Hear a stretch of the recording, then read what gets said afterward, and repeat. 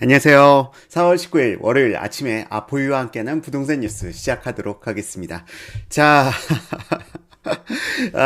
저도 가끔씩 제가 발언한 내용들이 현실상에서 이루어지는 모습들을 갖다 보면은 가끔씩 제가 한 내뱉은 말에 제가 소름이 돋기도 합니다. 자, 어쨌든 지금 양도세 완화, 종부세 완화와 관련돼 가지고 아포유는 지난 변창흠 장관 LH 사태가 터지는 딱 그 시점에 현 정부의 부동산 정책 대폭 변경 가능하다라고 말씀을 드렸던 바 있었고요. 이 부분과 관련돼 가지고 지금 현재 여당발 뉴스입니다. 여당에서 정청래 의원이 양도세, 종부세 완화와 관련돼서 개정에 대한 입법을 준비하고 있다는 소식이 전해졌습니다. 아포유가 예전에 한번 방송하면서 말씀드렸었는데 김재경 수장하고 발렌타인 30년산 내기를 갖다가 걸었다 했는데 제가 이길 가능성이 한층 가까워진 것 같습니다. 양도세 완화 정책 이게 지금 종부세 완화가 먼저 촉발제가 되었고요. 이러한 종부세 완화만 시켜선 난리 난다 하고 아포유가 말씀드렸죠. 종부세 완화시키면 반드시 양도세도 완화시켜야 된다. 종부세만 완화시키면 시장 폭발한다 하고 말씀드렸는데 지금 양도세 이야기까지 함께 나오고 있습니다. 하지만 제가 주장했던 내용과는 사뭇 다른 내용이죠. 자, 아포유는 지금까지 말씀드려왔던 것이 종부세는 건드려서는 안 된다. 우선 당장 종부세는 시장 압박 용도로 사용되어야 하고 유지되어야 하며 다만 양도세를 갖다 먼저 완화해서 차츰차츰 시장이 안정화되는 기류를 보인 이후에 그 다음에 종부세를 완화해야 된다고 말씀드렸는데 지금 현 여론은 반대예요. 현 여론은 야 무조건 종부세 완화하고 봐. 그런 여론이 강하다 보니까 지금 여당에서조차 이걸 갖다가 고수하지 못하고 한 발 물러서는 모습을 보이고 있습니다. 또한 이런 종부세 완화보다는 먼저 선행돼야 되는 게 임대차 시장 안정이라고 말씀드렸어요. 그러기 위해서는 임대차 3법을 갖다가 선행적으로 철폐해야 된다고 말씀드렸는데 이러한 부분이 전혀 이행되지 않고 종부세 완화 카드만 지금 이야기가 나온다면 이거는 반대급부적으로 시장의 불안만 촉발시키는 그러한 상황밖에는 연출되지 않을 것으로 보입니다. 자, 어쨌든 오늘 첫 번째 뉴스부터 해서 여러분들께 소개해 드리겠습니다. 지금 그 정청래 의원의 입법 관련된 뉴스는 한 두세 번째 뉴스, 세 번째, 네 번째로 들어가 있고요. 일단 어제 국민의힘 5개 시도지사 공시가격 동결 결정권 지자체로 넘겨야 하고 어제 일요일에 국민의힘 5개 시도지사가 모여가지고 야 공시가 동결해야 되고 이 공시가 결정하는 것 이 결정권을 지자체로 넘겨야 한다 하고 어제 회담을 갖고 이 부분에 대해서 발표를 했어요. 자, 국민의힘 소속 5개 시도지사들이 18일 정부에 부동산 공시가격 동결을 공식 건의했다. 오세훈 서울시장, 박형준 부산시장, 권영진 대구시장, 이철우 경북지사, 원희룡 제주지사 5명이 모여서 지금 이러한 부분을 이야기했는데요. 이러한 이 요구는 제가 여러 번 말씀드리지만 정부에서 받아들여줄 리가 없어요.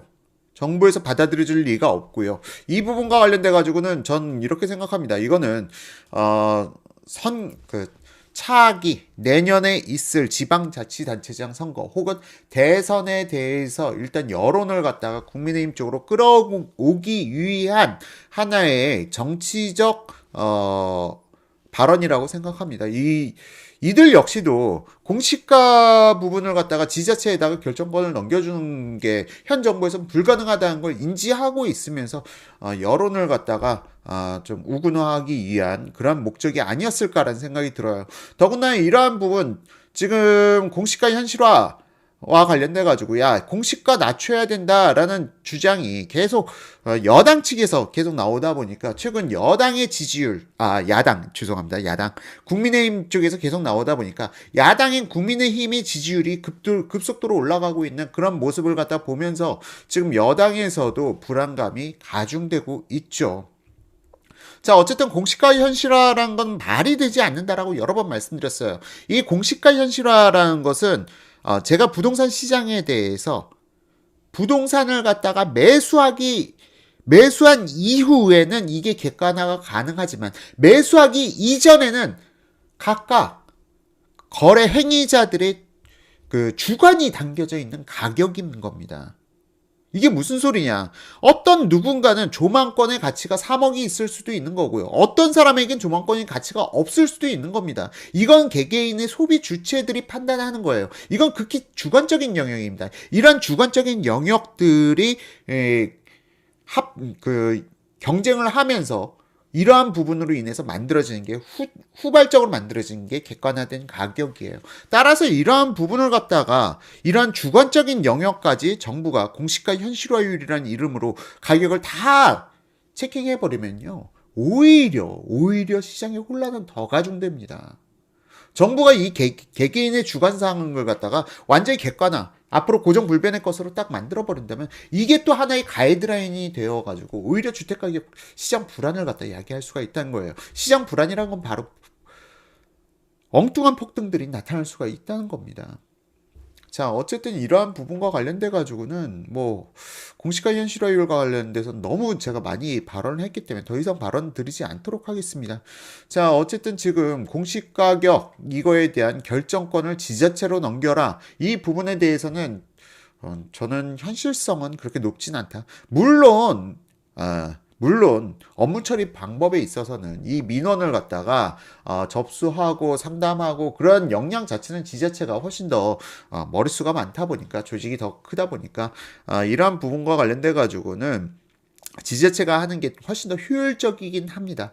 효율적이긴 하지만 이 공시가와 관련돼서 지자체마다 서로 판단의 기준이 조금씩 다르게 된다면 이건 형평성 차원에서도 맞지 않을 수가 있기 때문에 또한 이러한 과도하게 지자체장의 권력이 강화된다는 부분에 있어서도 저는 크게 반기지를 않기 때문에 과도한 포퓰리즘으로 갈 수 있기 때문에 이러한 부분은 실질적으로 가능성은 전 그렇게 높지 않다라고 생각하고요. 이 방향성에 대해서도 저는 그렇게 동의하지는 않는 바입니다. 자, 김다희님, 안녕하세요. 아포이님, 요즘 살만 나요. 정확하게 냉철하게 세상 가는 정보 감사드립니다. 라고 말씀하시는데, 아직 종부세, 양도세 완화, 아직 현실화된 거 종부세 완화 지금 아직 결정된 건 아닙니다. 이따 기사에서 말씀드릴게요.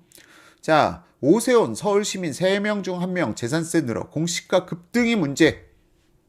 지금 이러한 부분을 갖다가 계속 오세훈 시장 어제 있었던 자리에서 나왔던 이야기입니다. 자, 특히 오 시장은 부동산 안정화 대책으로 정부가 세부담을 늘리는 쪽으로 정책 방향을 설정한 것에 대해 불만을 제기했다. 자, 재산세와 종부세 등 보유세는 공시가격에 근거해 산정하는데 정부가 시세 대비 공시가격 비중인 현실화율을 10년 내 90%로 끌어올리면서 급속한 세부담을 야기했다는 주장이다. 공시가격 속도 조절이 필요하다는 점을 강조한 배경이다. 자, 오 시장은 정부가 3월 15일 공동주택 공식 발표하면서 6억 이하의 주택이 전체의 92.1%라서 3년간 한시 특례로 재산세가 줄어든다고 이야기했다며 서울은 그러나 공동주택 258만 가구 중 76만 가구가 공시가격 6억을 초과했다고 지적했다. 전체 공동주택의 약 30%는 재산세 감면 대상에서 벗어났다는 얘기다. 자, 어쨌든 이러한 부분을 통해서 또 한 가지 중요한 얘기. 공시가격이 급등해 세부담이 늘고 건보료, 기초연금 등은 공시가격이 기준이라 국민의 생활에 간접적 영향을 준다는 점을 지적한다고 했다. 자, 정부의 현실화율 로드맵에 따라 공시가격이 매년 올라 10년 내 현실화율 90%가 되면 해마다 세부담도 덩달아 늘기 때문에 속도 조절이 필요하다는 결론이다. 속도 조절이 아니라 공시가는 현실화되어서는 안 되는 겁니다. 이거는 좀 말씀을 갖다가 공시가 현실화라는 것 자체가 시장의 불안 요소로 작용할 수 있다라는 논리를 갖다가 좀 더 국민들에게 이해하기 쉽게 설명할 수 있었으면 좋겠는데 공시가 현실화율은 되어서는 안 되는 부분입니다. 공시가 현실화율 자체를 철폐해야 되고 공시가는 매매가 대비 50% 안팎선 내에서 좀 상당히 러프하게 두는 게 저는 옳다라고 생각해요. 오히려. 왜? 공시가가 너무 높아버리면 오히려 주택가격이 하락 못한다니까. 주택가격이 오히려 하락할 수 있는 여지를 줘야 되는 겁니다. 자, 어쨌든 현 정부가 하는 정책들 보면 하나같이 주택가격이 절대 떨어질 수 없는 정책들만 자꾸 만들어내고 있어요. 자, 루키루님, 집값 떨어지면 또 현실화할 거 아니면 말이 안 됨이라고 말씀하시는데, 집값 떨어지면 현실화 시킵니다. 좀 떨어뜨려줘요. 집값 떨어지면 공시가 떨어뜨려 주긴 합니다. 자, 하지만 공시가가 90%까지, 턱밑까지 올라와 있으면은 떨어뜨리려고 해도 떨어뜨릴 수가 없죠. 사람들이 자기가 바보 되는 거 알면서 왜 집을 팔겠습니까? 자, 그러니까 미니미니님 공시가 현실화가 자체가 말이 안 되는 겁니다. 자, 어쨌든 이와 관련돼서 공시가 급등이 문제. 이 말은 뭐냐? 결국은 보유세를 갖다가 낮추는 방향에 대해서 자꾸 정부를 압박하고 있는 이야기죠. 자, 그리고 나서 헤럴드 경제 신문기사, 야가 던지고 여가 받고 부동산 세금 인하 현실화되나? 자, 부동산 세금 인하 현실화되나? 아포유가 지금 2개월 전에 이 이야기 했을 때 믿으신 분 없는데 실제로 지금 이런 기사들이 나오고 있습니다. 나도 가끔씩 소름 돋습니다. 저도. 자, 부동산 보유세 완화가 가시권에 접어들었다. 야당 소속 시도지사들이 공시가격 동결을 공식 건의한 데 이어 여당 소속 의원들도 고가주택 기준 상향을 언급했다. 자. 지금 국민의힘이 자꾸 지지도가 올라가. 자꾸 더불어민주당에서 이탈해가지고 국민의힘으로 지지도가 옮겨가고 있어. 그러면은 정치권은 어쩔 수가 없는 겁니다. 지지도를 쫓아갈 수밖에 없는 거예요. 고집을 피울 수가 없어요.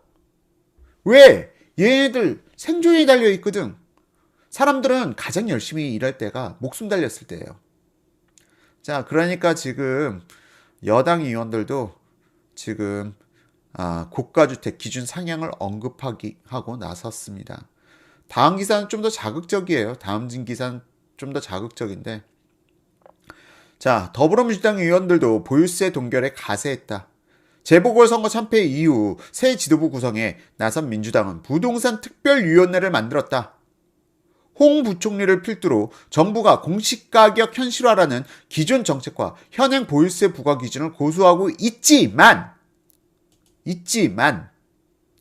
홍 부총리를 필두로 정부가 공시가격 현실화라는 기존 정책과 현행 보유세 부과 기준을 고수하고 있지만 내년 대선을 앞두고 정책 주도권을 당으로 가져오겠다는 민주당의 의지를 단적으로 보여주는 대목이다. 윤호중 민주당 신임 원내대표는 당선 직후 지난 16일 정부가 실시한 부동산 정책이라도 문제가 있다면 과감히 바꾸겠다. 문재인 정부의 부동산 정책이라 하더라도 문제가 있다면 과감히 바꾸겠다. 며 1가구 1주택 원칙으로 실수요자를 위한 공급 확대와 금융, 세제 지원 방안을 적극 검토하겠다고 말했다.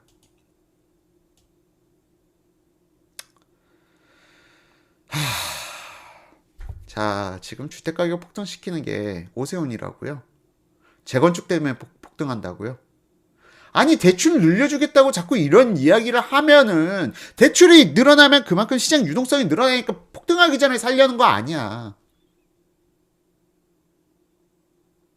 자, 종부세 완화시켜주고 대출 풀어주고, 그런데 시장을 갖다 폭등시키는 게 지금 오세훈이라고요. 오세훈은 오히려 재건축, 재개발 속도감 있게 추진해가지고 빨리 새 아파트들 폭발적으로 공급 늘리겠다 라는 정책인데, 이에 반해 얘네들이 한다는 이야기는 종부세 낮춰주고, 종부세 낮춰준다는 거 지금 여당에서 나오고 있는 이야기예요. 야당 국민의힘에서는 종부세 낮춰달라는 이야기 하질 않았어. 공시가 현실화율만 이야기하고 있어. 지금 종부세 낮춰주겠다는 거는 여당이에요. 또한 지금 대출 규제 완화해주겠다는 건 여당이에요. 누가 주택가격 폭등시키고 있지? 거기다가 야당은 기조가 거의 동일했어. 여당은 기조가 바뀌었다고. 여당은 다주택자 다 때려잡자. 규제 대출 억제해야 된다. 종부세 늘려라. 그게 여당의 기조, 더불어민주당의 기조인데 기조가 바뀐 쪽이 문제가 문제의 책임을 갖다가 전가시켜야죠. 기조가 바뀌었음으로 인해서 주택시장 불안이 발생된 거 아니에요. 야당은 지금까지 계속 재건축 규제 완화해라 똑같은 일변도의 이야기를 하고 있었다고. 그런데 기조가 바뀐 건 야당이 아니야. 여당이야. 여당이 종부세 늘려라. 그리고 대출 규제 완화해주겠다. 어떤 게 주택가격 폭등에 더 큰 여파를 미치는 건가요? 그런데 지금 메이저 언론은 전부 다 지금 오세훈빨이라고 난리가 났습니다. 전부 다 오세훈빨이라고 난리가 났어요. 자, 어쨌든 지금 친문 성향 민주당 중진들이 부동산 보유세 완화에 적극 나서는 것도 특이점이다. 친문 성향 민주당 중진들이 부동산 보유세 완화에 적극 나서는 것도 특이점이다. 이광재 민주당 의원은 종부세는 대한민국 1%에 매겼던 세금이라며 이광재 민주당 의원의 말입니다.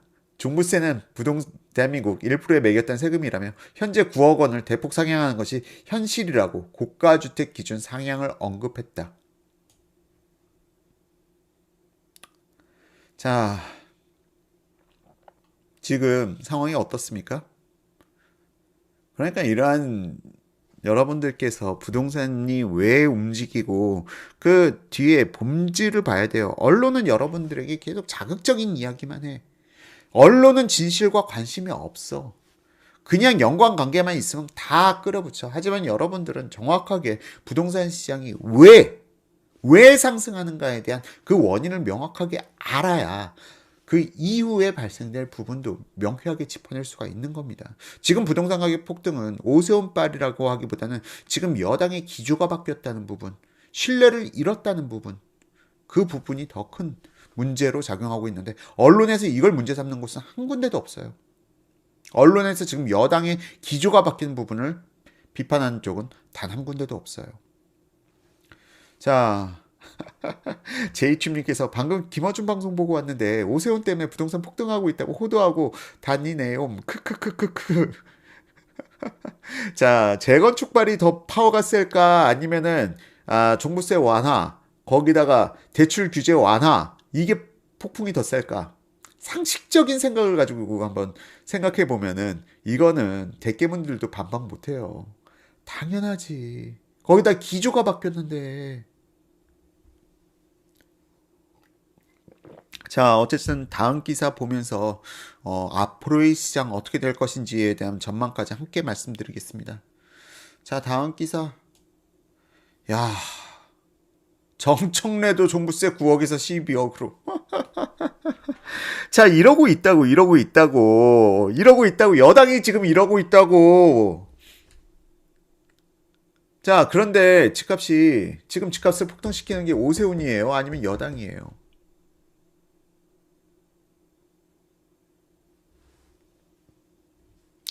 자, 아포유는 지속적으로 말씀드렸습니다. 종부세 완화시켜야 하지만 우선 당장은 지금 시중에 물량을 늘려서 안정시키는 게 우선 절차다. 그러기 위해서는 먼저 양도세 완화를 풀고 그리고 이후에 종부세 완화 카드를 써야 된다라고 말씀드렸어요. 순서가 명쾌하게 존재하는 겁니다. 그리고 임대차 시장 안정을 위해서라도 지금 임대차 3법을 철폐해야 돼요. 그게 선행돼야 되는 거예요. 그리고 나서 시장이 좀 안정됐을 때 종부세 완화를 시켜야 되는 건데 지금 순서가 완전히 어긋났어요. 거기다가 제가 이거는 좀 뒤에서 말씀드리도록 하겠습니다. 자, 더불어민주당에서 종합부동산세 등 보유세 완화론이 제기되고 있다. 분노한 부동산 민심이 4.7 보궐선거 참패의 주요 요인으로 분석된 만큼 부동산 정책을 수정해야 한다는 목소리가 여당 내에서도 터져나오고 있는 상황이다. 18일 여건에 따르면 정청래 의원은 1주택자 보유세, 2주택자 양도세 부담을 덜어주는 내용을 골자로 하는 종부세, 지방세, 소득세법 개정안을 준비 중이다.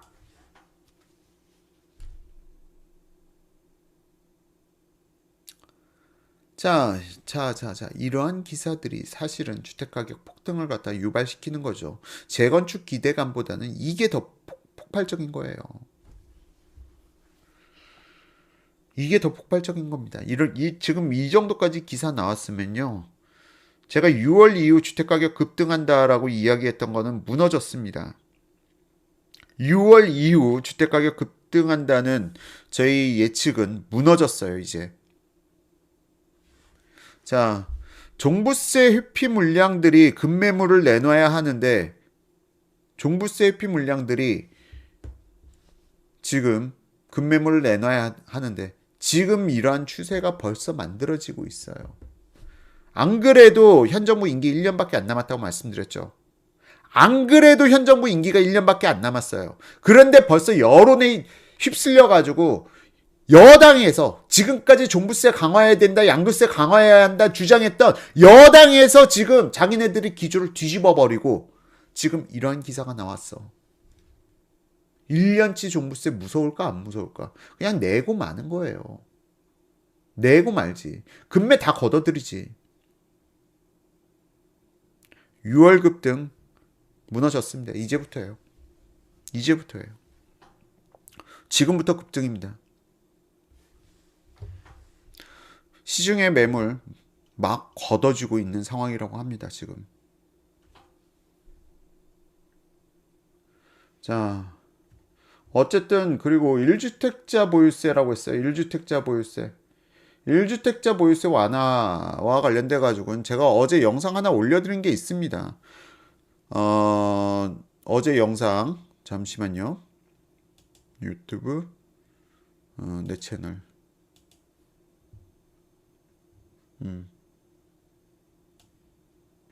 어제 올린 영상 중에 수요 공급 곡선을 알아보는 조세 정가 및 귀착이라는 영상, 늘어가는 보유세 왜 세입자들이 더 힘들어지나, 이걸 갖다 경영학 원론에 대입시켜가지고 아주 쉽게 여러분들께 설명드렸습니다. 늘어가는 보유세 왜 세입자들이 더 힘들어지나.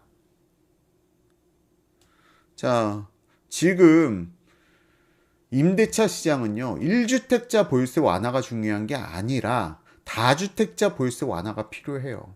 근데 여전히 이거에 대해서는 뭐 정청래 의원의 수준에 있어서는 그래도 좀 후퇴했다, 좀 그래도 발전했다라고 해주고 싶지만 1주택자 보유세 완화, 지금 급등해가는 전세가, 급격한 월세와 막을 수가 없습니다.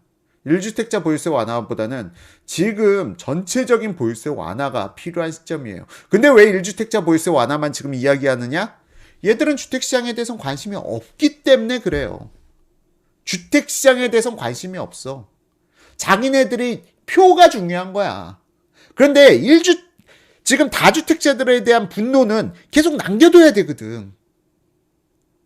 다주택자들에 대한 분노는 계속 얘들이 핵심 지지층이거든.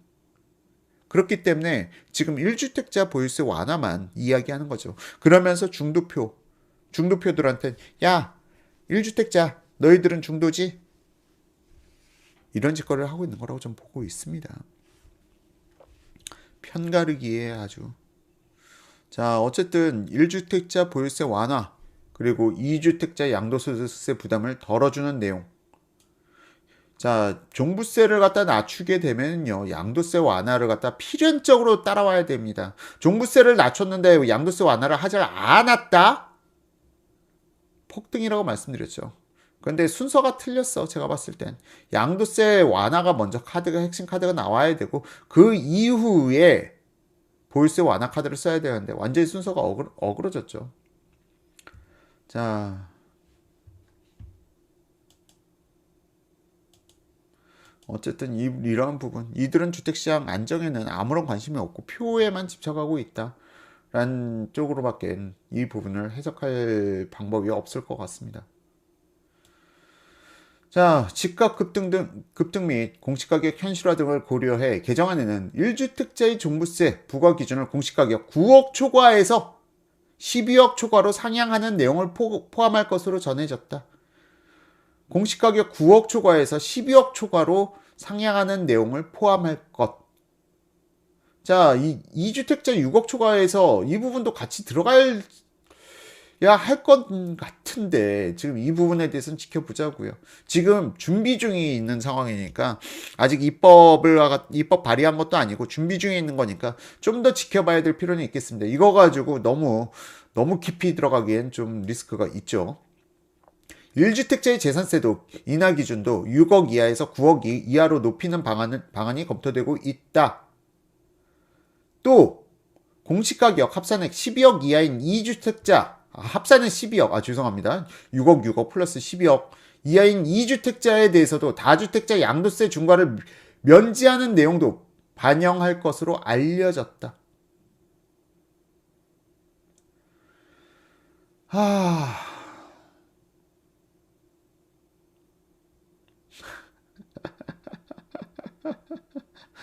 공시가격 합산은 12억 이하인 2주택자에 대해선 다주택자 양도세 중과를 면제하는 내용도 반영할 것으로 알려졌다. 이거는 뭐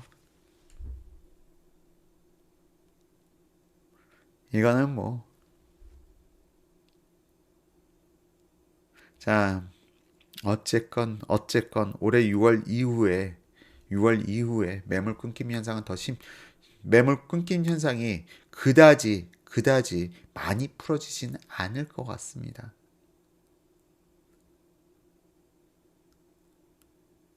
자, 어쨌든 이 부분과 관련돼 가지고는 지금 현 여권 내에서 지금 후퇴하고 있다. 종부세 9억에서 12억 그리고 양도세 완화와 관련돼 가지고는 기사가 나왔고요.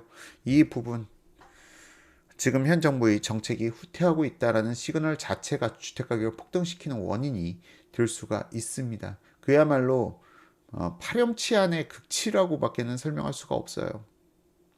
우선 당장 표심이 나빠지니까 정책을 뒤집어 버리는 겁니다. 지금 이들은 표심이 나빠졌다는 이유로. 자, 부동산에 있어서 가장 중요한 요소는요, 신뢰예요. 신뢰. 이 모든 경제 요건에 있어서 첫 번째 관문은 신뢰입니다.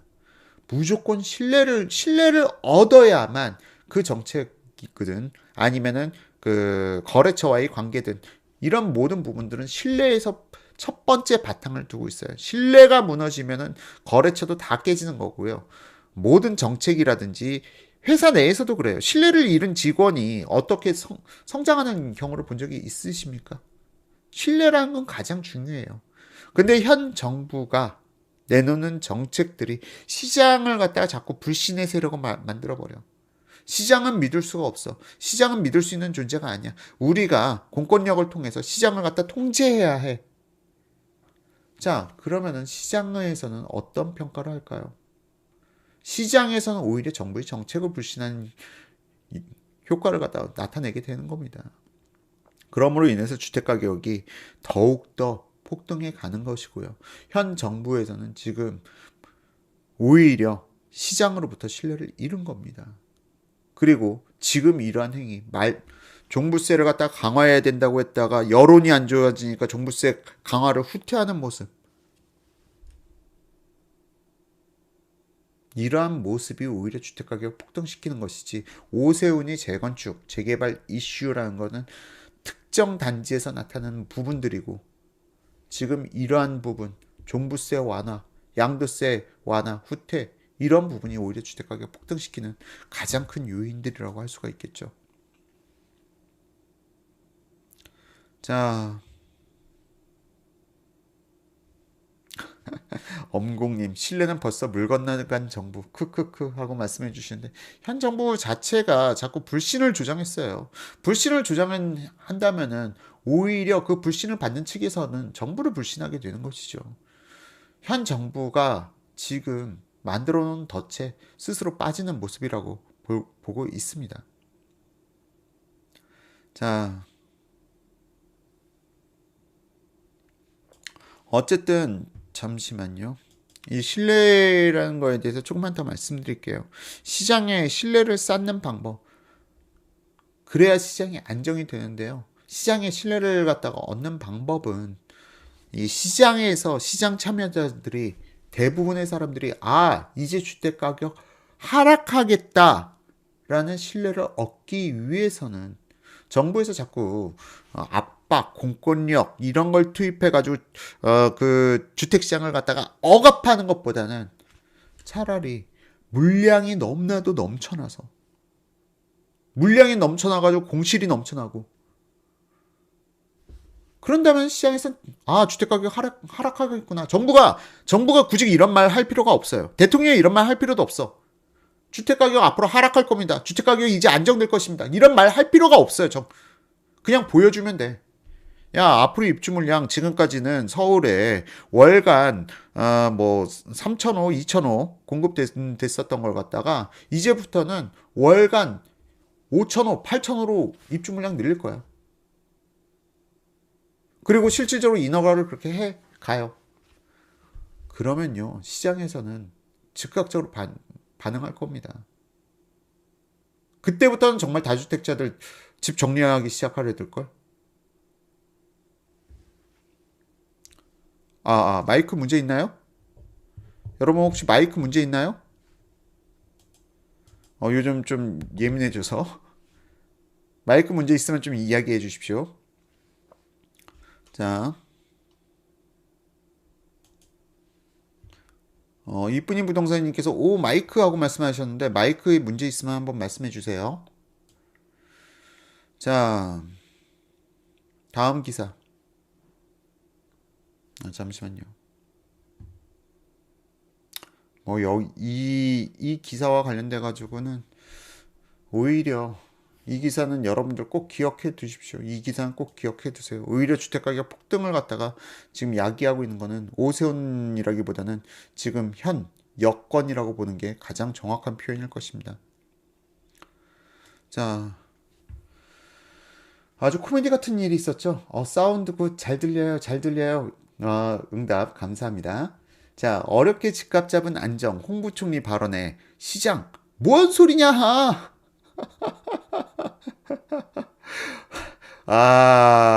자, 어쨌든 홍남기 경제부총리 어렵게 집값 안정된 거 오세훈 시장 때문에 불안해진다라는 발언에 대해서 난리가 났습니다. 난리가 났어요. 자, 어쨌든 홍 부총리는 이런 거 관심 없어. 남들에게 욕먹는 거 관심 없어. 어렵게 집값 안정시킨 거 오세훈 때문에 다시 폭등한다라는 이야기. 이 이야기 덕분에 유임됐잖아, 지금 또. 지금 경제부총리 더 오래 하게 생겼잖아. 자, 어쨌든 참. 정통 공무원도 진짜 정통 공직자도 이런 식으로 하면 안 되는데.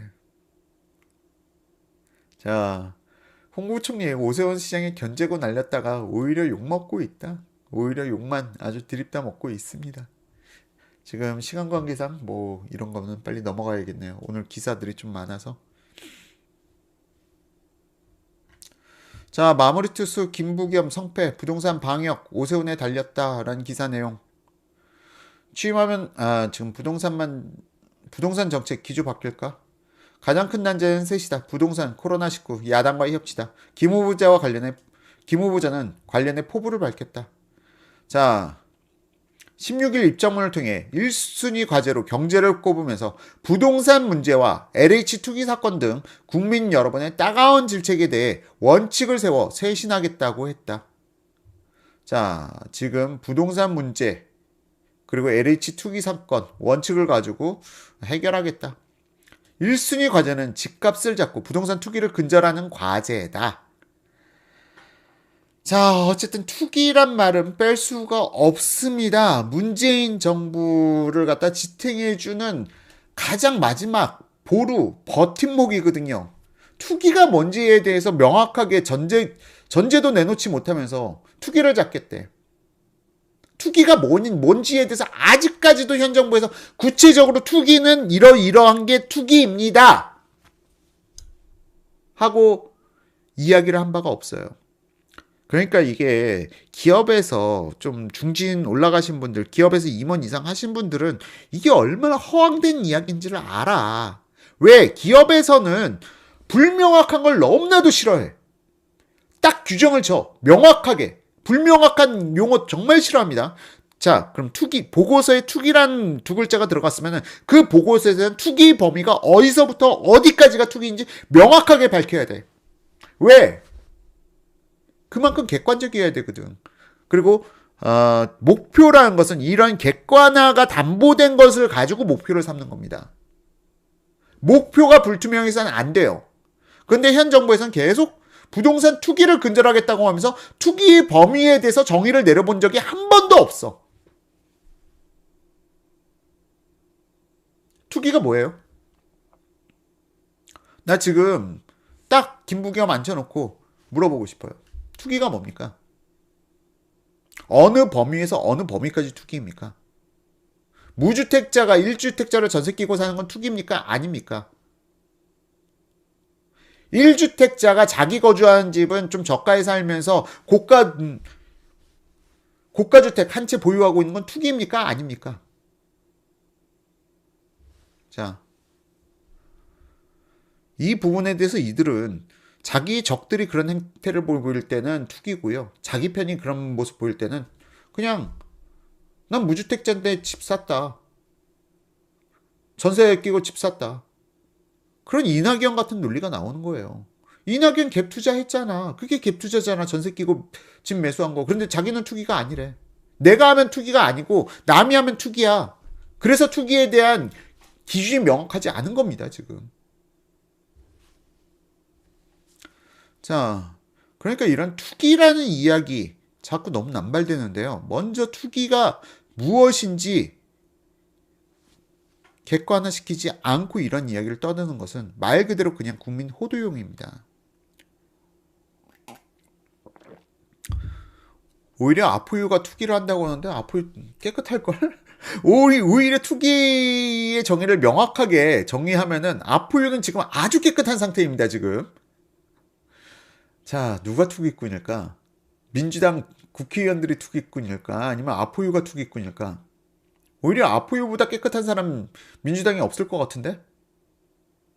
무주택자가 아닌 한? 자, 어쨌든 하지만 최근 들어 집값이 심상치 않다. 서울의 주간 아파트 매매값 상승률이 10주 만에 커졌다. 이거 엉터리라고 제가 이것도 아포유에서 방송 한번 했었죠. 이거 엉터리입니다. 이거 엉터리예요. 이와 관련돼서도 제가 방송했었는데 이게 왜 엉터리냐.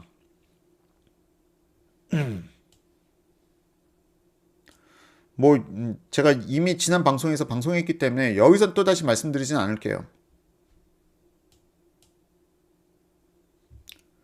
한국부동산원 대국민 사기극 고발합니다. 서울 아파트 가격 급등 전환. 하지만 당신이 잘못 알고 있는 사실들. 해당 영상에서 제가 디테일하게 말씀드렸기 때문에 여기서 다시 언급하지는 않을게요. 이거 사기입니다. 이거 사기예요. 한국감정원이 지금 정치적 목적을 통계에 접목시켜서 지금 발언하고 있는데 이거는 나중에 감사원 감사를 받아야 될 정도의 문제라고 생각합니다. 지금 현 정부에서 감사원 감사해봤자 터지진 않겠지. 하지만 이 부분은 꼭 문제를 들춰내야 할 거예요. 지금 정치적 목적을 가지고 숫자 가지고 장난치를 치고 있는 게 통계가 되어버렸습니다. 심각한 문제예요. 이거 그냥 그대로 방치하면은 절대 안 됩니다. 이런 거야말로 적폐죠. 아니 통계를 갖다가 정부의 입맛, 문재인 대통령이 좋아할 만한 수치로 왜곡시켜가지고 발표하고 있어. 자기네가 야권 인사를 갖다 공격하기 위한 목적으로 통계를 쓰고 있어. 그리고 언론에서는 이건 전부 다 받아 적고 있어. 이거 정말 심각한 문제예요. 이거 그냥 넘어가서 안 될 문제예요. 이거 정말 그냥 넘어가서 안 될 문제입니다. 정말 심각한 문제입니다. 자, 어쨌든 그렇다고 길어야 임기가 1년 남짓 못한 상황에서 부동산 정책 기조를 확 바꾸기도 어렵다.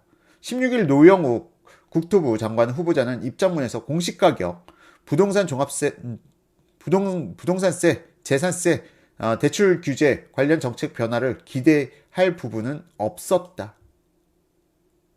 자, 노영욱 국토교통부 장관 후보자 입장문에서도 뭐 이런 공시가격 아니면 종부세 완화, 재산세 완화, 대출 규제 완화 이러한 정책 변화를 기대할 부분은 없었다라고 이야기하는데 사실 노영욱 국토부 장관 오늘 첫 출근일이에요. 오늘 첫 출근일이야. 아직 업무 보고도 안 받았어.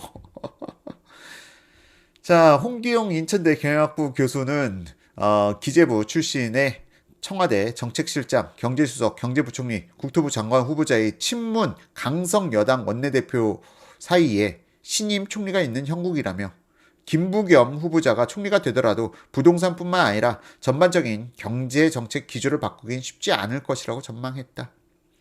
자, 쉽지 않을 것이라고 전망했는데 어쩔? 이거 어쩌나 이거. 아니 기조를 갖다 바꾸기 쉽지 않을 거라고 했는데 이건 어쩔 거야 이건. 이거 어쩔 거냐고. 이거 어쩔 거냐고. 아, 나 참, 진짜. 자, 어쨌든. 오늘 첫 출근. 이건 어제 기사니까 내일 첫 출근이라고 되어 있는데, 노영욱 국토부 장관. 내정자죠? 아직 장관 안 됐는데, 뭐, 문재인 대통령, 아무리 야당이, 그 후보자가 문제가 있어도 야당이 반대를 해도 그냥 무조건 임명하니까, 과거에는 인사청문회 통과하기 전까지는 내정자란 표현을 썼거든요. 이제는 언론에서 그냥 야 청와대가 찍으면 무조건 장관 되니까 그냥 장관이란 표현 써. 재밌죠? 내일 첫 출근 노영욱 국토교통부 장관 내정자란 표현도 안 써. 이제 그냥 이제 임명된 거야 벌써. 인사청문회도 통과 안 했는데 벌써 임명됐어. 아 참 대한민국을 갖다 이렇게까지 만들어 버리니.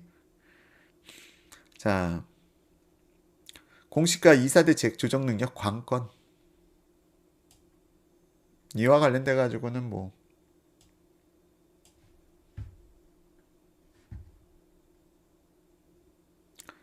자, 이번 주 중반쯤 노 후보자의 임명을 위한 청문회 요구서가 국회에 전달되면 다음 달 첫째 주, 늦어도 둘째 주 초반쯤 인사청문회 보고서 채택 등의 절차가 진행된다. 자, 다음 달 첫째 주, 둘째 주 초반에 인사청문회 보고서 채택 등의 절차가 진행됩니다. 야, 그러면은 벌써 5월 중순? 자, 노 후보자는 오랜 기간 공직에 몸을 담아온 관료 출신인 만큼 특별한 결격 사유나 이변이 없는 다음 달 초순 국토교통부 장관 공식에 취임할 것으로 보입니다. 다음 달 초순에 국토교통부 장관에 공식 취임한다. 사실상 5월 이전에는 뭐 뚜렷한 강력한 뭔가가 나올 수는 없다는 것에 대한 의미이기도 합니다. 5월 초까지는 국토교통부에서 뭐 이거 중대한 결정 뭐 그런 것들이 나오기가 힘들어요. 뚜렷한 기조 변화. 자, 변 장관이 주택 공급 확대라는 확실한 과제를 안고 취임했다면 노 후보자는 정부가 기존에 내놓은 공급 대책 등을 무난하게 풀어가야 하는 임무를 맡게 된다.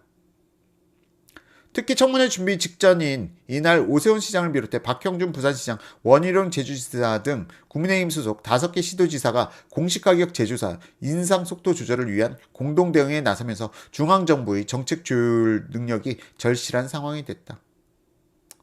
야, 그런데 자꾸 이런 기사에서 왜 이건 안 나오는지 몰라.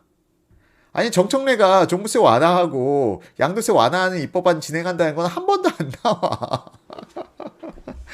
아, 재밌어요. 모든 게 다 오세훈 탓이 되어야 되는 거지. 자, 노영욱의 공급은 집값 투기, 2마리 토끼 잡을까? 관리형 국토교통부 장관 후보자, 이사부동산 대책 차질 없는 추진의 역점, 임금 피크제 등 공공부문 개혁 완수 경험, LH 추스르며 개혁 드라이브 걸듯, 오세훈 부동산 정책과 갈등 조정도 기대된다. 과연 오세훈 부동산 정책과 갈등 조정이 가능할까요?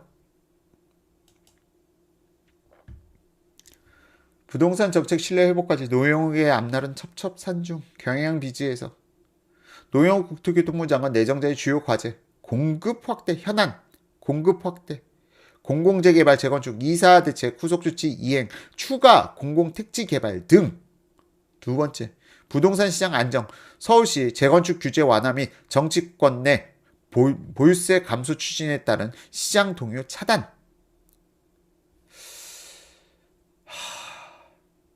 이분이 정통관료는 대체적으로 국회 앞에서 좀 약자가 됩니다. 국회의원들 앞에서 강한 소리를 갖다 낼 수가 없어요. 여권을 갖다가 이분이 컨트롤할 수 있는 능력 자체가 안 됩니다. 변창흠도 못했는데 뭘 그거는. 자, 공시가격 현실화, 서울, 부산 등 국민의힘 지자체장 중심의 공시가격, 재산세 등 동결 요구를 갖다가 해결해야 돼요. 이런 부분은 무슨 수로 해결하나? 무조건 안 된다는 이야기밖에 난 못할 이건 답이 정해져 있는 건데. 자, 그리고 임대차 3법 안착, 이거는 안착시켜서는 안 된다라고 말씀드렸죠. 6월 1일부로 전월세 신고제 시행 등 임대차 3법 시장 안착 유도, 이거 해서는 안 됩니다. 이건 철폐해야 되는 거야. 그래야 시장이 안정된다고요. 어쨌든 경향 뉴스 다 와요. 상계 신도시 추진, 이 부분은 전 추진 찬성합니다. 빨리 조속히 진행해야 될 필요 있다라고 보고 있고요. LH 개혁, LH 조직 및 역할, 권한의 분산 내지 축소 등. 자, 그럼 이 권한을 누가 가져올 건데? 청와대로 가져갈까? 청와대에 주면은 비리가 없어질까? 참 말 같은 소리를 해야지. 권한을 갖다 분산 내지 축소. 권한을 분산시키면 어디로 분산시킨다는 거야? 권한이 분산된다는 건요, 여러분, 그만큼 비밀 정보를 취급한 데가 더 늘어난다는 걸 의미해요. 자, 어쨌든 경향의 눈쪽 한번 살짝 훔쳐봤고요. 자, 집값 안정 공공개발 LH 수습 노영욱 후보자 앞에 놓인 과제들, 뭐 기사 넘어가도록 하겠습니다. 문재인 정부 마지막 국토부 장관 노영욱, 특명은 1년 내 집값 안정. 공공주도 개발 속도전, 강남권 참여 변수. 강북 지역에 쏠린 공공주도 개발, 강북 공공중심, 강남은 민간 중심. 이렇게 되면 또 안 되죠. 이렇게 되면 안 되죠. 오히려 지역 편차 더 양극화 시켜버리는 거죠. 이거는 제일 막아야 될 부분입니다. 강북은 공공중심, 강남은 민간중심. 그럼 강북은 여전히 못 사는 동네, 강남은 부자 동네. 이것만 더 고착시키는 거지. 이것만 더 고착시키는 거지. 강북도 공공을 철폐하고 민간중심으로 돌아서야죠. 강북이 언제까지 못 사는 동네라는 이미지를 남겨주시려고 이런 정책을 펼치십니까? 이거는 정말 해서는 안 될 짓이에요. 강북은 공공중심이 됐는데 강남은 민간중심으로 한다? 미친 짓입니다. 말 그대로 미친 짓이에요. 아, 그러면은 공공이 잘못되었구나. 강북도 민간중심으로 가야 됩니다, 지금. 강북에서 이거 공공중심으로 진행하자고 하는 사람들, 미친 사람들이에요.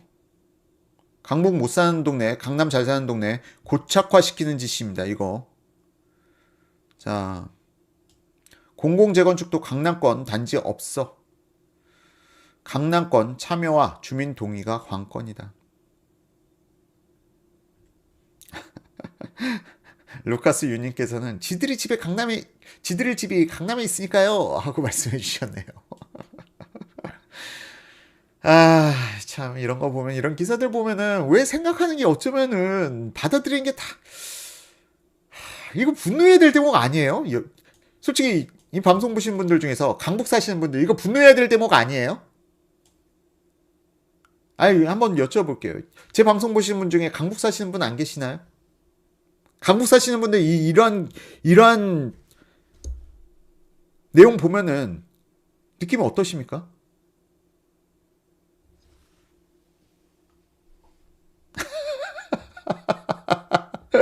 이쁜이 부동산님께서 구청장이 올린 거래용 하고 말씀하셨네요. 구청장이 올린 거래용. 자, 구청장도 잘 뽑으십시오. 구청장도 잘 뽑아야 합니다. 자, 더 낡은 서울, 더 낡은 뉴타운 해제지역 386곳. 자, 서울연구원이 최근 발표한 뉴타운 재개발 해제지역 안전관리 방안 보고서에 따르면 뉴타운 해제 지역 386곳에 서울 전체 건축물의 12.4%에 해당하는 11만 6,800여 동의 건축물이 있는 것으로 조사됐다. 자, 뉴타운 해제 지역 386곳에 서울 전체 건축물의 12.4%에 해당하는 건물이 있다. 자, 이들 옛 뉴타운 지역들이 노후화는 심각했다. 지은 지 40년 이상 된 것만 21.4%에 달했다. 30년 이상 된 것도 47.4%. 20년 이상은 78%를 차지했다. 자, 서울시 전체 평균 20년 이상 건물 비중이 70.1%, 30년 이상은 40.5%인 것과 비교해 7포인트 이상 노후화된 건물이 많이 몰려있는 셈이다. 특히 이들 지역 건축물 대부분이 안전에 취약한 벽돌, 블록, 목고주였다. 나무집, 목구조라는 건요, 나무집이란 거야. 나무로 기틀 만들고. 자, 서울 전체와 비교해 철근 콘크리트 건물 비중이 낮고 벽돌 구조물 비중은 월등히 높았다. 자, 어쨌든 이런 뉴타운 지역들, 박원순으로 인해서 개발이 멈춰 있었던 지역들. 자, 이들 지역이 어서 빨리 개발이 돼야 됩니다. 이들 주택과 아파트 단지와 동일한 한각으로 보니 현 정부의 부동산 정책은 무너질 수밖에 없는 겁니다. 그리고 박원순이가 지금까지 이런 것들을 갖다 방치해 놨기 때문에 오히려 주택 가격은 더 폭등했던 거예요. 그리고 이러한 내용을 갖다가 이미 알고 있는 사람들은 오히려 좌파를 갖다가 지지했다. 왜? 내 재산가치 상승하니까. 참, 그러니까 좌파의 그 기본적인 속성을 갖다 이해하고 나면 소름 돋아요. 좌파를 지지하는 분들, 정말 집값 올라서 좋다고 지지하시는 분들 많다니까.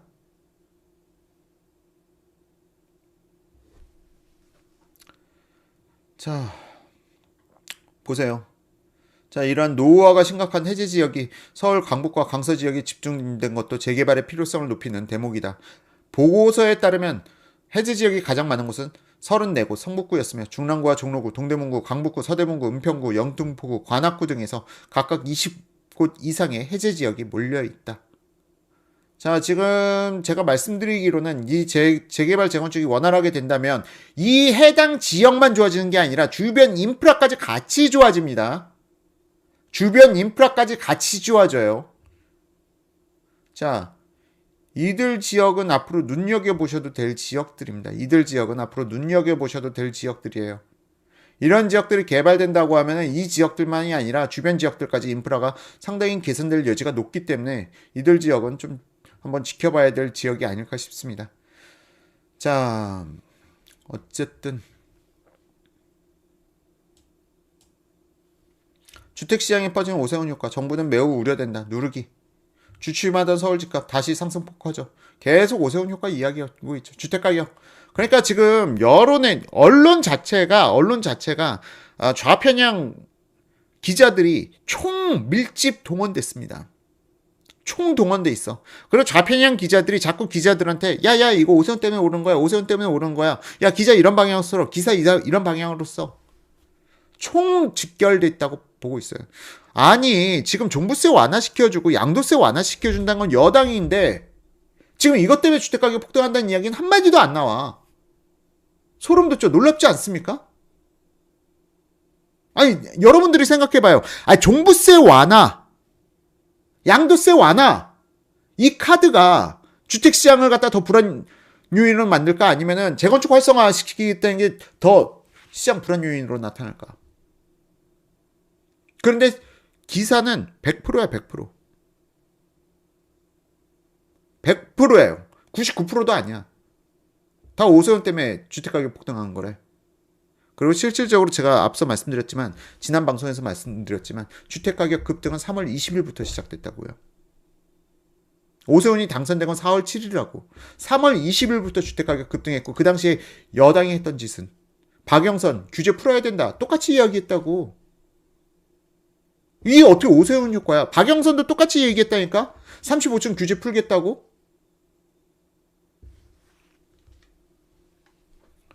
이거 프레임입니다, 여러분들. 이거 프레임이에요. 이 프레임에서 빨리 오세훈이 이 부분에 대해서 저는 이젠 좀 지금도 늦었다고 봐. 오세훈에서 이 프레임에서 빨리 벗어날 필요가 있습니다. 저는 오세훈이 지금 이 프레임, 언론을 비판하든 어떻게든 지금 이 오세훈 효과 때문에 주택가격 폭등한다. 이 프레임 빨리 깨부셔야지 않으면은 좋지 않은 결과, 좀 우려되는 부분 많이 나타날 거예요. 이거 가지고 계속 공격당할 겁니다. 내년 대선까지 갈 겁니다. 이거 내년 대선까지 갈 거예요. 이거 오세훈 한 명에 국한된 부분이 아닙니다. 이제 오세훈 씨가 적극적으로 이 부분에 대해서 반론 펼쳐주시길 바라봅니다. 자, 오세훈 체제, 재건축, 재개발, 부동산 석학, 신규원은 이렇게 전망했다. 저는 이 기사 지금 쭉 다 읽어봤는데요. 이 기사 내용 좋아요. 이 기사 내용 좋고요. 근데 와, 너무 길어. 이거 다 읽어드릴 시간이 없어. 자, 오세훈 체제. 유튜브도 있네요. 유튜브도 올라와 있어요. 오세훈 서울시장 체제 심규원 하고 검색하면 나올 거예요. 잠깐만 한번 해볼까? 오세훈 심규원.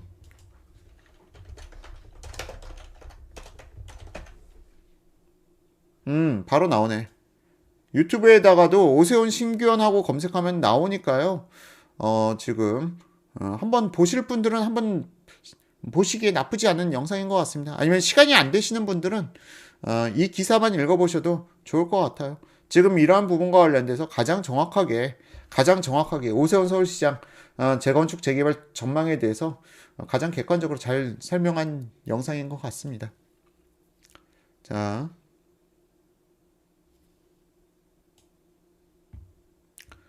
오세훈의 35층 룰 폐지, 결국 기부 체납 규모에 달려. 이 이야기는 뭐냐면은 과거에 이 한강 르네상스와 관련돼 가지고 서울 2040 서울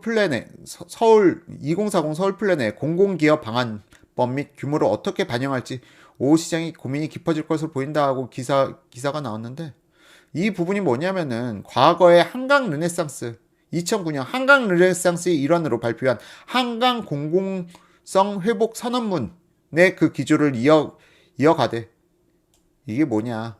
한강 르네상스. 바로 한강변에 그 아파트들에 대해서 용적률을 갖다가 확 올려주고 충구 제한 확 올려줘가지고, 다만 기부 체납 비율을 갖다가 좀 많이 높여가지고 재건축을 갖다가 진행하는 방안에 대해서 오세훈 서울시장이 제안했던 내용입니다. 한강 르네상스. 그런데 그 당시에 압구정동이라든지 여러 아파트 단지들에서 기부 체납 비율이 너무 높다. 기부 체납 비율이 너무 높아가지고 도저히 사업성이 안 나온다. 이거 어떻게 사업하라는 거냐 하고 반발이 커져가지고 그 당시에 못했었는데, 그분들 지금 돼서 후회하시는 분들 많아요. 아이 참, 오세훈이 하자고 할 때 그냥 할 걸. 오세훈이 하자고 할 때 할 걸 하는 분들 정말 많으실 겁니다. 자, 어쨌든 이 부분과 관련돼 가지고 다시 오세훈 서울시장의 숙제, 지금 이 늘어난 용적률, 그리고 늘어난 층고 제한 철폐, 이 부분으로 인해서 과연 지금 조합에서는 어떠한 입장을 비추고 있을 것인지, 이러한 부분에 대해서 한번 이야기를 갖다가 나눠가 봐야겠죠. 자, 어쨌든 기부 체납 규모에 달려라는 부분과 관련돼 가지고는 과거와는 좀 다를 것이다. 과거의 한강 르네상스를 그대로 추진한다 하더라도 지금 조합의 컨디션이 많이 오세훈 시장의 우호적인 부분으로 바뀌지 않았을까라는 생각이 듭니다. 물론 이것도 지금 당장 진행될 수 있는 부분은 아니고요. 우선 당장 아, 제초안 사라져야 되고요. 분양가 상한제 부분 전면 완화돼야 합니다. 앤디킴님 멤버십 가입 진심으로 감사드립니다. 멤버십 관련돼 가지고는 제가 지금 준비하고 있는데 요즘 좀 바빠가지고 멤버십 관련돼서 별도의 커뮤니티 공간을 만들어서 여러분과의 소통 창을 갖다 한번 만들려고 합니다. 이 부분에 대해서 여러분들 많은 관심 가져주시면 감사드리겠습니다. 늦어도 이번 주 중으로는 멤버십 회원분들만을 위한 별도의 공간을 만들 것을 약속드리도록 하겠습니다. 자, 다음 기사 10년 암흑기 끝나간다. 서울 재건축 별의 순환이 올까? 자, 10년 암흑기 재건축과 관련된 10년 암흑기가 끝나간다는 기사 내용 시간 관계상 넘어가도록 하겠습니다. 서울시 주택본부 확대! 오세훈 공급 드라이브 주택본부를 대폭 확대하고 있다. 이와 관련돼서 스피드 주택 공급 공약한 오세훈 서울시 재건축 본부 확대한다. 재건축 활성화된다는데 어쩌나 리모델링 아파트 촉각. 제가 여러분들께 말씀드렸어요. 재건축은 다시 활성화될 수밖에 없다. 리모델링 저는 그다지 추천하지 않는다라고 말씀드렸어요. 리모델링 저는 그렇게 추천하지 않는다. 재건축의 기회가 다시 한번 온다라고 지속적으로 말씀드려왔습니다. 이건 2, 3년 전부터 말씀드렸던 거죠. 리모델링 한번 해버리는 순간 그 뒤로는 다시는 재건축이 기회 올라면 몇 년 기다려야 돼? 한 4, 50년 기다려야죠. 자, 리모델링 저는 좀 기다려보라는 그 입장견지 동의를 합니다. 자, 압구정 80억 아파트가 이상거래라는 오세훈 속사정과 관련돼 가지고는 지금 압구정에 80억 거래됐던 거, 이 반도건설 회장의 계열사가 가지고 있던 물량을 팔았는데 여기에 대해서 근저당권까지 설정해 매수인에게 근저당권까지 설정을 허용해주면서 지금 진행했던 부분, 계약을 진행했던 부분, 이 부분과 관련돼서 문제가 있지 않느냐, 근저당 아무나 해주냐라고 이야기하지만 근저당 아무나 해줍니다. 근저당 아무나 해줘요. 이 부분에 대해서는요, 근저당과 관련돼서 기업에서도 생판 모르더라도 신용도 되면 근저당 잡습니다. 자, 근저당 그렇게 어려운 내용은 아니고요. 원래 근저당 모르는 사람끼리 하는 거예요. 모르는 사람끼리 근저당 잡는 거예요. 은행에서 근저당 잡잖아요. 여러분 대출하면은. 똑같은 건데 뭘. 이건 좀, 이 80억 거래가 좀 시세에 올리기 차원의 거래는 아니었을 것이다.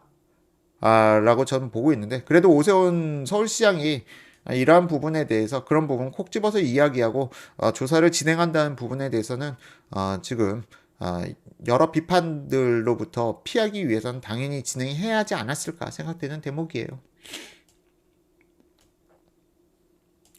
자, 앵그리우파님 후원 감사드리고요. 계정 삭제당해서 새로 만든 계정 오픈 슈퍼챗 보냅니다. 구글 갑질을 규탄한다 라고 말씀하시는데, 앵그리우파님께서 계정이 삭제됐다고 하시네요. 계정이 삭제되었던 부분 좀 위로의 말씀 드리고요. 김정수님 멤버십 가입 진심으로 감사드립니다. 자, 강남권 재건축도 들썩 시장 불안감.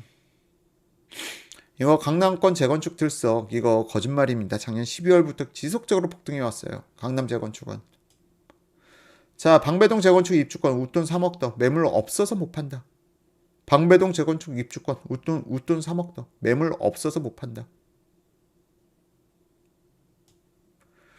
지금 방배동과 관련돼 가지고 여기 개발구역도 쭉 나와 있더라고요. 방배 5구역부터 시작해 가지고 이들 지역들 지금 입주권 가격이 84스퀘어미터 전용 18억을 웃돌고 있다.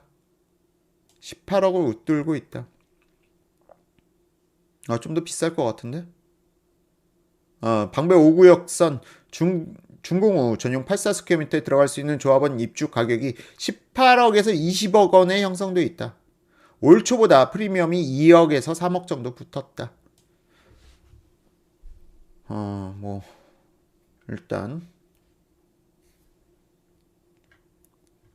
관련 기사 있어서 소개해드렸고요. 다음으로 이건 이제 가벼운 기사들.